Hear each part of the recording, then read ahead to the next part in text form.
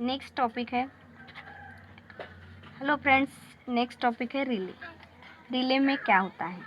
Relay का काम है सिर्फ कंट्रोलिंग करना। रिले का काम है सिर्फ कंट्रोलिंग करना, यानी कि ये एक विद्युत चुंबक चलित स्विच होता है। ये क्या होता है? एक विद्युत चुंबक चलित स्विच होता है। जब कुंडली में करंट बहती है, जब कुंडली यानी कि वाइंडिंग में, जब कुंडली यानी कि वाइंडिंग है, कॉइल है, जब वाइंडिंग में करंट, कुंडली में करंट बहती है तथा चुंबकीय क्षेत्र फील्ड बनाने के कारण, चुंबकीय क्षेत्र फील्ड बनाने के कारण लीवर को आकर्षित करते हैं और स्विच के कांटेक्ट को बदल देता है, जिससे करंट दूसरे सर्किट में बहने लगती है, जिसमें करंट दूसरे सर्किट में बहने लगती है। यानी कि इस तरह से दिया है। ये कॉमन टर्मिनल है, कॉइल टर्मिनल है, कॉइल टर्मिनल है 5 वोल्ट से 240 वोल्ट तक, और ये है, और यहाँ पे भी है एनो और NC, normally close terminal, normally open terminal, normally close terminal.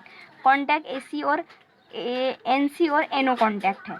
इसमें भी पुश बटन है, हरी और लाल। एनसी यानी कि लाल बटन पुश बटन है, और एनो यानी कि ग्रीन पुश बटन है, यानी कि हरी पुश बटन है। इसमें भी एक कॉमन पॉइंट है, और कॉमन पॉइंट में एक आर्मेचर फिट होता है, एक आर्मेचर फिट होता है। ये इसका काम क्या है? जब ये स्प्रिंग है, जब ये स्प्रिंग को प्रेशराइज करता है तो यहाँ पे एक मैग्नेटिक फील्ड प्रोड्यूस होती है, और मैग्नेटिक फील्ड उत्पन्न होने के बावजूद ही करंट फ्लो होता है, तो पता ही है। इसके बाद एक कॉमन टर्मिनल जो है, तो ये हार्डली सबसे पहले तुम्हारा किसके साथ कनेक्टेड होता है? तो ये अगर एनसी के साथ कनेक्टेड है, और अपन ने अगर और पुश बटन दबा दी तो एनो के साथ कनेक्टेड होगा, और एनो के साथ कनेक्टेड होने के बाद अपनी सर्किट नॉर्मली क्लोज होंगी, यानी कि चालू पोजीशन में होंगी। रिले का काम है सिर्फ कंट्रोलिंग करना। रिले का काम है सिर्फ कंट्रोलिंग करना, यानी कि यह एक विद्युत चुंबक चालित स्विच होता है। जब कुंडली में करंट बहता है तब चुंबकीय क्षेत्र फील्ड बनाने के कारण, चुंबकीय क्षेत्र फील्ड बनाने के कारण लीवर को आकर्षित करेगा और स्विच के कांटेक्ट को बदल देता है। लीवर को आकर्षित करके स्विच के कांटेक्ट को बदल देता है, और जिससे करंट दूसरे सर्किट में बहने लगती है।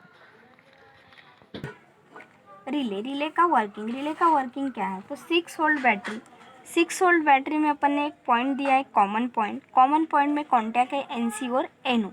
एनो यानी कि नॉर्मली ओपन, एनसी यानी कि नॉर्मली क्लोज। अब ये 6 वोल्ट की बैटरी है, एक कनेक्टेड है, एनो को एक लैम्प कनेक्टेड है और एनसी को एक लैम्प कनेक्टेड है, और ये कॉमन पॉइंट है, और यहाँ पे भी फेज है और यहाँ पे भी फेज है। अब ये जब कॉमन पॉइंट है तो कॉमन पॉइंट का काम होता है एक तो एक कॉमन पॉइंट देना और एक न्यूट्रल कनेक्टेड करना। तो ये कॉमन पॉइंट जैसे ही यहाँ पे टच हो रहा है तो यहाँ पे क्लोज होने के बाद ये एनसी चालू होंगी, और एनसी चालू होने के बाद ये लैम्प चालू हो जाएगा। जैसे ही ये कॉमन पॉइंट यहाँ पे कनेक्टेड होगा, ये यहाँ से जाके फिर यहाँ कनेक्टेड होगा, तो उसी समय ये एनो लैम्प चालू हो जाएगा और ये सर्किट स्टार्ट हो जाएगी। इतना ही रिले का काम है, यानी कि कॉमन पॉइंट एक रहता है और एक एनसी और एनो रहती है। अब कॉमन देने के बाद फेज कॉमन देना, तो यहाँ पे एक न्यूट्रल एनसी को देना या फिर यहाँ पे एक न्यूट्रल एनसी को देना। इतना ही ये इस रिले का काम है, और रिले का काम सिर्फ है कि सर्किट को, चुंबकीय क्षेत्र को सुरक्षित बना के कंट्रोलिंग करके उसको आगे की सर्किट को बदलकर फ्लो करना, ये रिले का काम है। यहाँ पे भी अपन ने इसी तरह से बनाए हैं। कॉमन पॉइंट है, स्प्रिंग कनेक्टेड है, जैसे ही स्प्रिंग को प्रेशराइज कर देता है तो ये कॉइल को स्ट्रेच हो जाता है, और कॉइल को स्ट्रेच होने के बाद कॉइल चालू हो जाती है। यानी कि इस तरह की सर्किट अपन हार्डली डीसी में दिखाई देती है।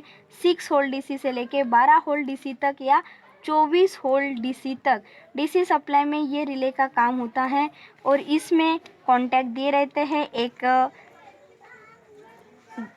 ऐसे 5 कॉन्टैक्ट दिए रहते हैं। ऊपर के 5 कॉन्टैक्ट में से एक एनसी रहता है और एक एनो रहता है, और एक कॉमन पॉइंट रहता है और एक दोनों रहते हैं। ये जो दोनों पॉइंट होते हैं ये कॉइल के होते हैं, और ये कॉमन पॉइंट होता है ये कॉमन पॉइंट और ये यहाँ कनेक्ट करो या फिर एक यहाँ कनेक्ट करो। इसी तरह से ये रिले का काम होता है।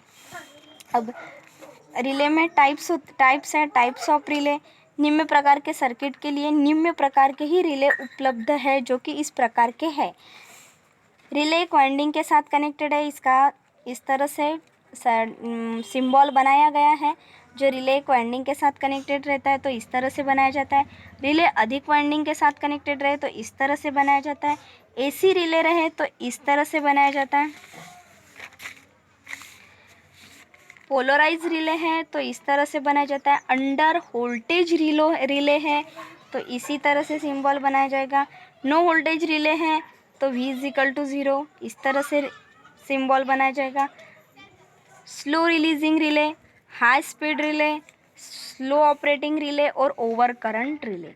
अब रिले का ऑपरेशन क्या है? रिले का ऑपरेशन है ओवर करंट रिले का ऑपरेशन।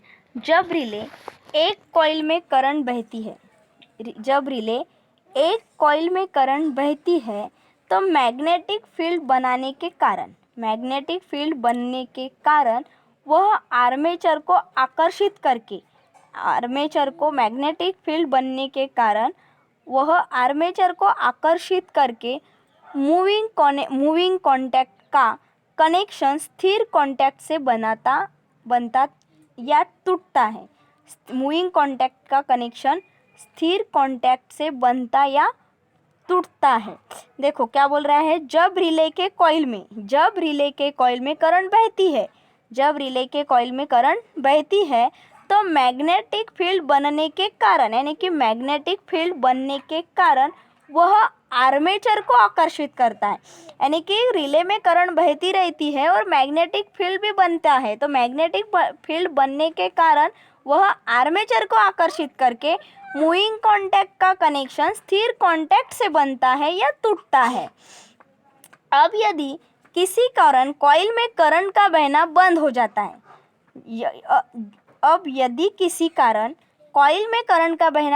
जाता है, तो कॉइल का सर्किट खुलते ही आर्मेचर स्प्रिंग दबाव के कारण वापस अपनी प्रथम स्थिति में आ जाता है, यानी कि वो रिटर्न अपने ही वैसे के वैसे पोजीशन में आ जाता है। कब?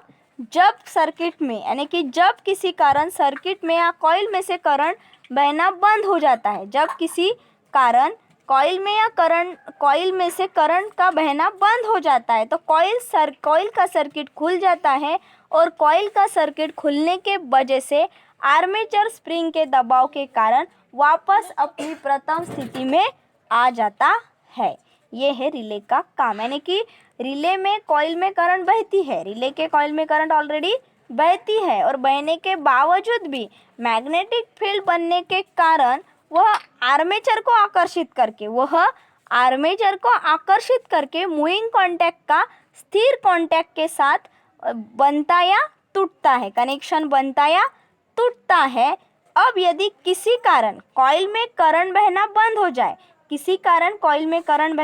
हो जाए तो कॉइल का सर्किट खुलता ही है और आर्मेचर स्प्रिंग दबाव के कारण अब वापस अपनी प्रथम स्थिति में आ जाता है।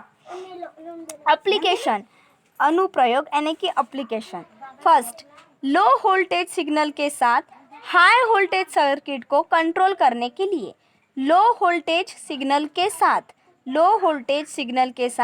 हाई वोल्टेज सर्किट को कंट्रोल करने के लिए। सेकंड है लो करंट सिग्नल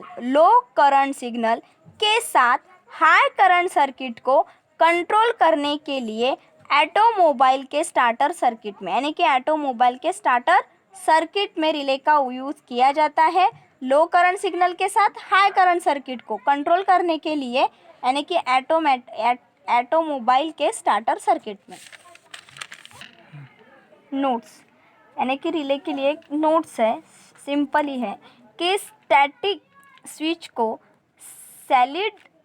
स्टेट रिले की तरह, यानी कि स्टैटिक स्विच को सॉलिड स्टेट रिले की तरह प्रयोग कर सकते हैं, जिसे एसएसआर कहते हैं। एसएसआर किसको कहते हैं? तो स्टैटिक स्विचों को सॉलिड रिले स्टैटिक स्विचों को सॉलिड रिले कहते हैं, यानी कि एसएसआर कहते हैं उसे।